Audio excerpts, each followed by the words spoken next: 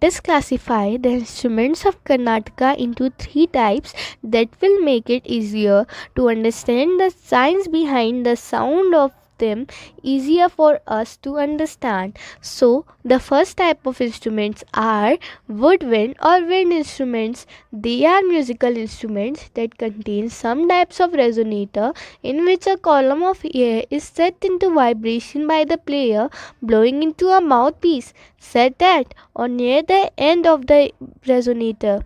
Some of the examples of woodwind or wind instruments used in Karnataka are Nanadaswaram, flute, saxophone, pungi, etc. They are generally played in any occasions of Karnataka as they are the traditional instruments of Karnataka.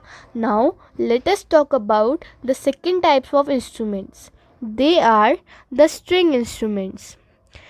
These string instruments are generally known as chordophones. They are musical instruments that produce sounds from vibrating strings when the performer plays or sounds the strings in some manner.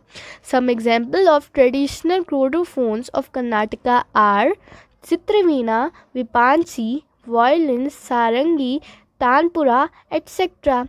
Now let us talk about the last type of or the third type of instruments of Karnataka. They are the membraphone. A membraphone is any musical instrument which produces sound primarily by the way of a vibrating stretch membrane. They always contain a membrane attached to their body. So, let us know some of them.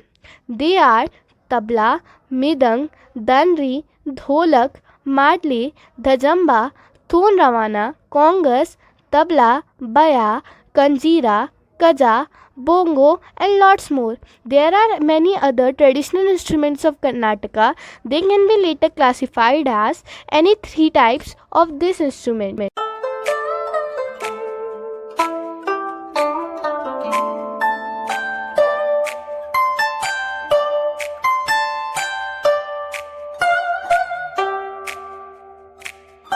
When we talk about the science of instruments, we generally talk about the sound. And when we talk about the physics of instruments, we generally talk about how the sound is produced by the object. So let us talk about some of the Karnataka's instruments and know how sound is produced by them. So the first type is wind instruments. The sound is produced by a resonator, which is are generally a tube in which a column of air is set into vibration by the player blowing into or over a mouthpiece set at or near the end of the resonator. The pitch of the vibration is determined by the length of the tube and by manual modification of the effective length of the vibrating column of air. In the case of some wind instruments, sound is produced by blowing through a reed, others requires buzzing into a mouthpiece, while yet others require the player to blow into a hole at an edge, which splits the air column and creates the sound. Now, let us take an example, the flute. The flute is a common example to understand this. The player blows the air from outside.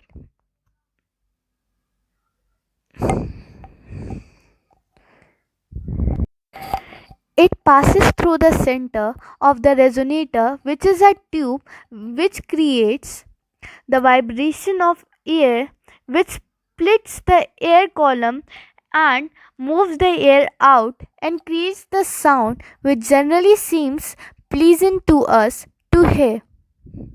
So now we will talk about the second type of instruments of Karnataka. It is the membraphone instruments. We will know about it by taking an example of it.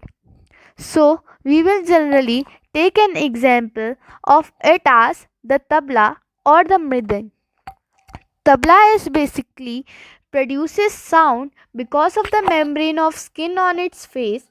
Tabla falls under the category of Avadvadya, which is the category of instruments which have a membrane on their face. Hitting the membrane with hands or sticks produces the sound. Now, tabla can produce really complex sound patterns. This is possible because of the detailing of the membrane. The membrane is not just skin, but it also has a black spot in the center called shahi, which means in producing a wide array of sounds. Plus, the technique of playing tabla is also very advanced, which involves various complex steps. So, now we will talk about Dr. C.V. Raman's contribution in tabla sound. He found that on a research of ink that is generally displayed on the tabla's membrane. In case of ink absence on leather surface of the percussion instrument, many other tones are created which reduces the quality of the instrument's sound. On the other hand, ink helps these overtones to convert into harmonics to result into the most pleasing sound. Thus, the tabla playing has a pure scientific base. Now, let us talk about the third type of instruments, that are the string instruments. String instruments generally produce sounds because of the strings attached to them. When the strings vibrate, they produce sound. Many types of instruments produce what we perceive as sound by using strings and chords. Some examples include pianos, guitars, and violins. When the strings on the instrument is plucked, it begins to vibrate and produces a sound wave which eventually reaches our ears, and our brain pursues the sound wave